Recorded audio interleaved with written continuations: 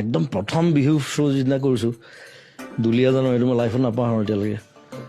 মানে ইমান বেছি মানুহ প্ৰথম দেখিছোঁ মই দুলীয়াজানৰ বিহু, তাতে একদম মেইন চেণ্ট্ৰেল বিহু।